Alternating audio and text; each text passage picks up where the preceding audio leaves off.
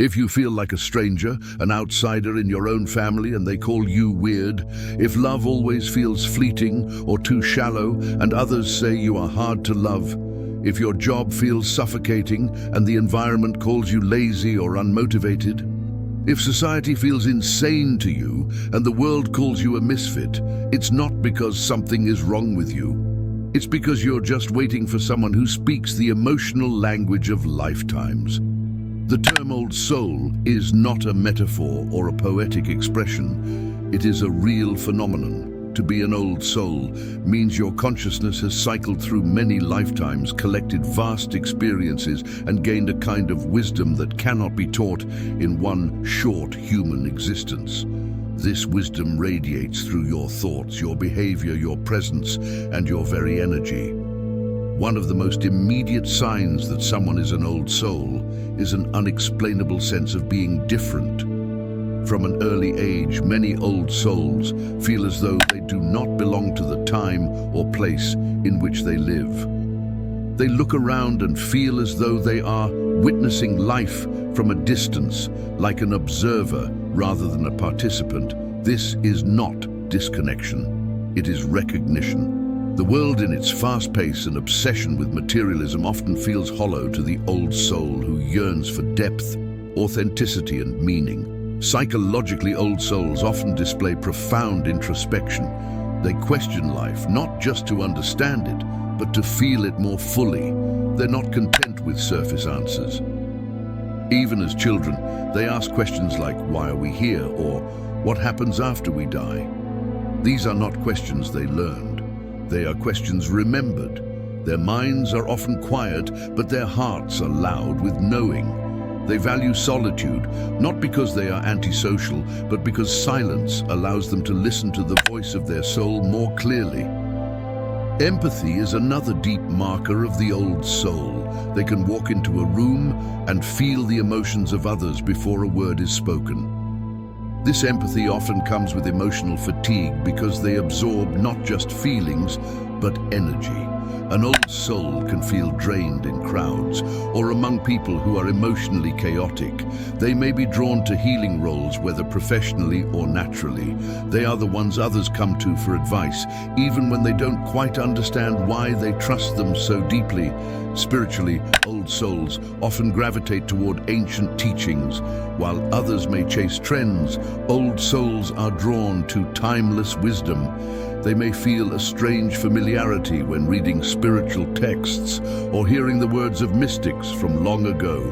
They do not need to be taught how to meditate or pray. These practices feel as though they've been doing them for centuries.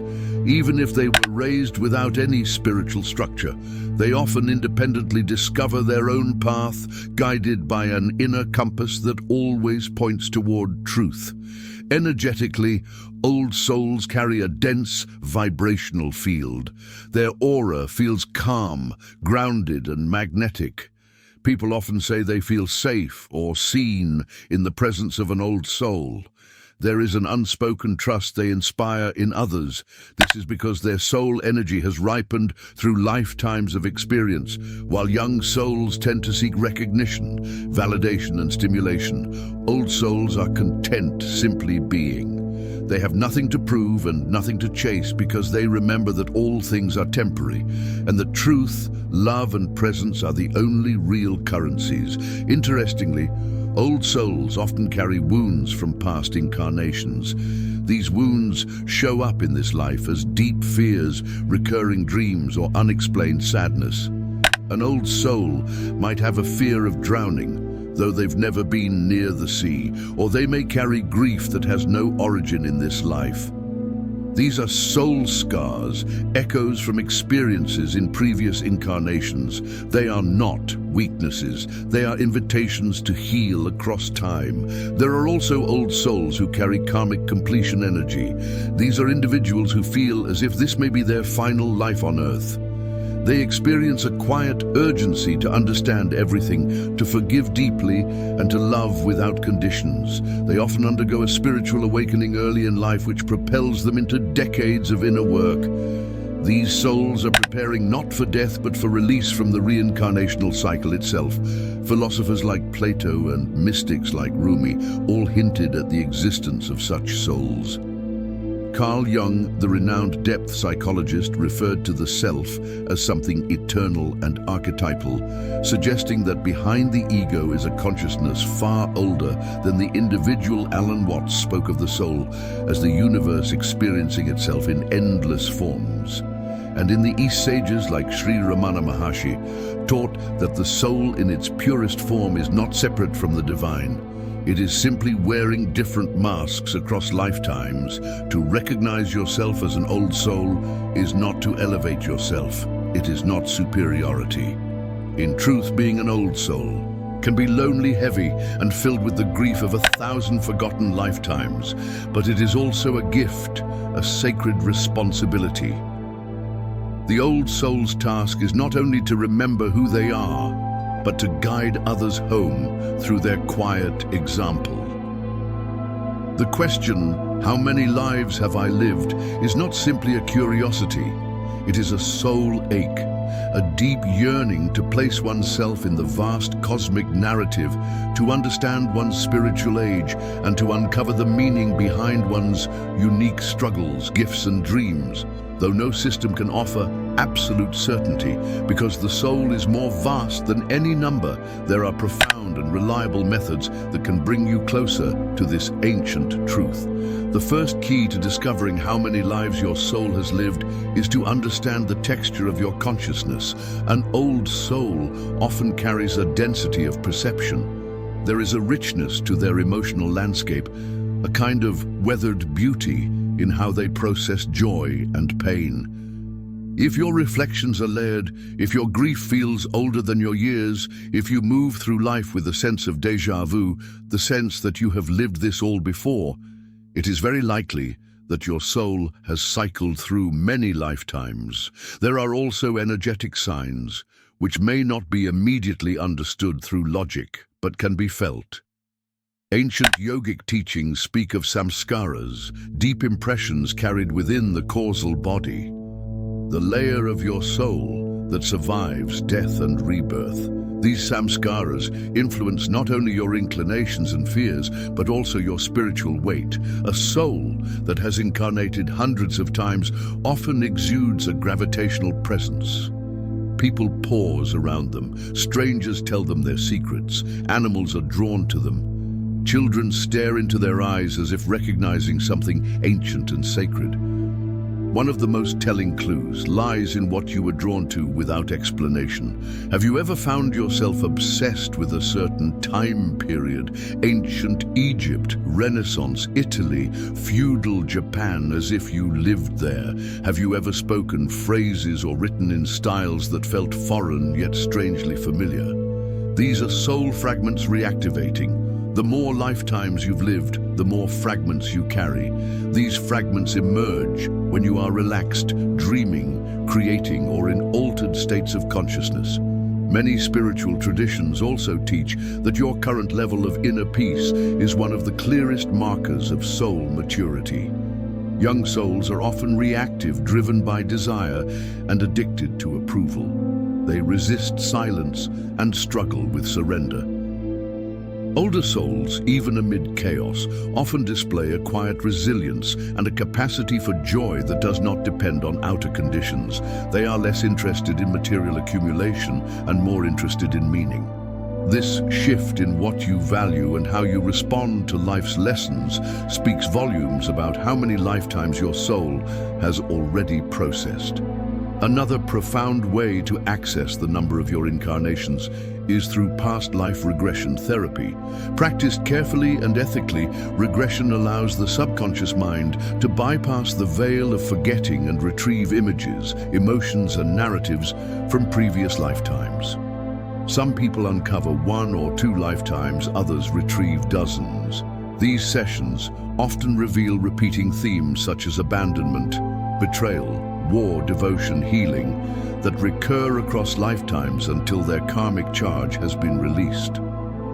In more advanced mystical circles, There are Akashic record readings.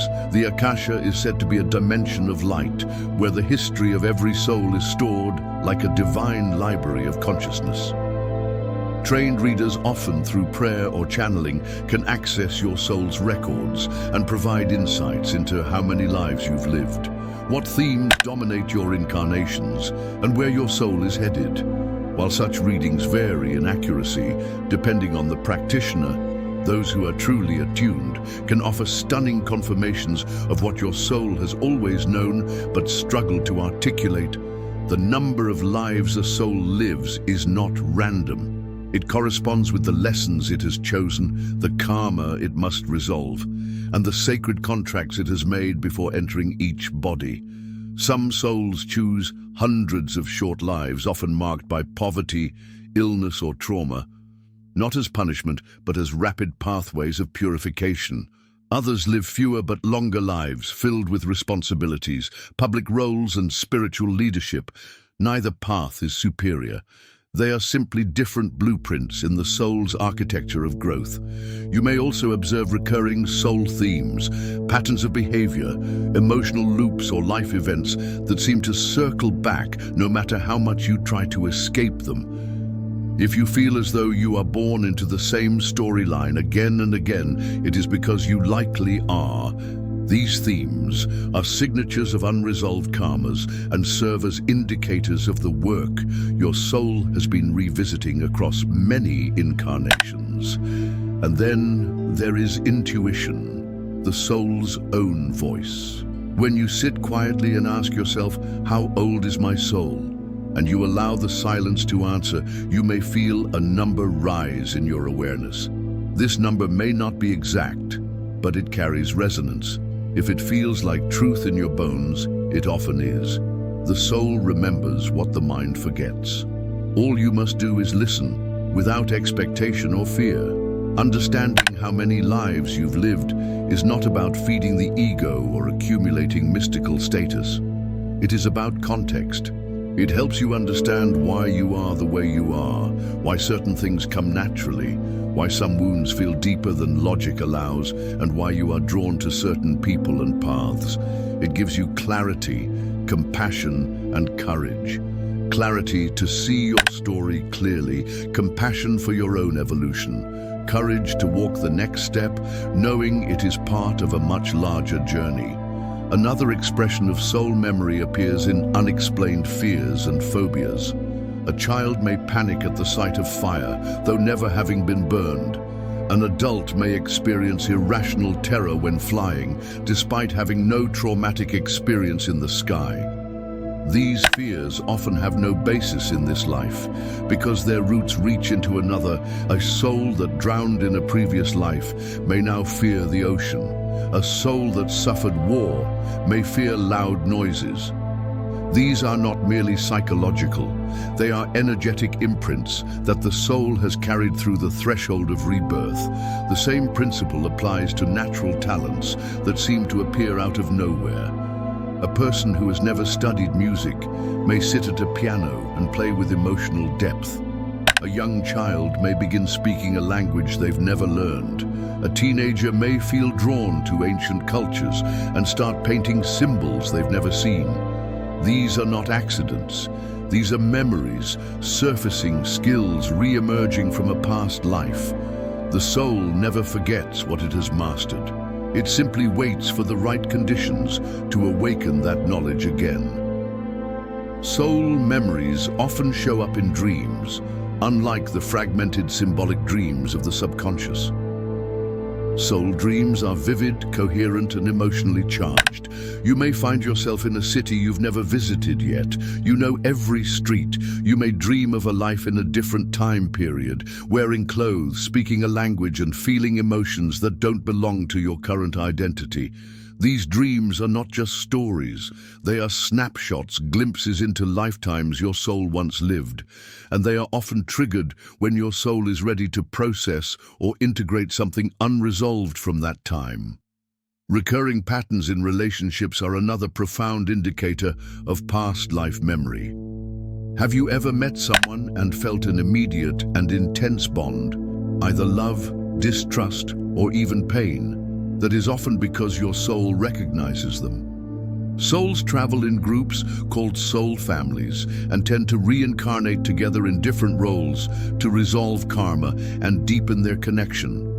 A lover in one life may return as a parent in the next. An enemy may return as a teacher.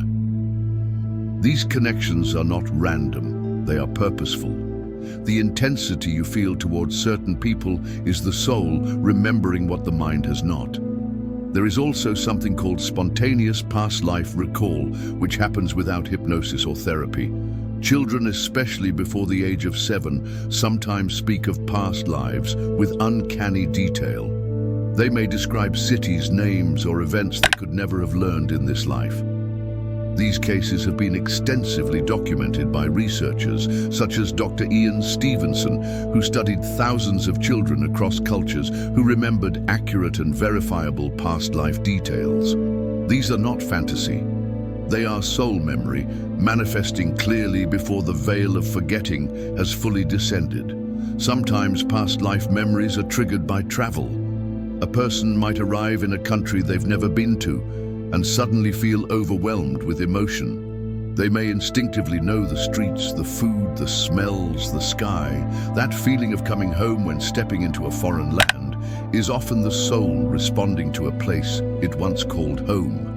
Architecture, landscapes, even the air can stir the deepest layers of soul recognition. The process of soul memory is often subtle.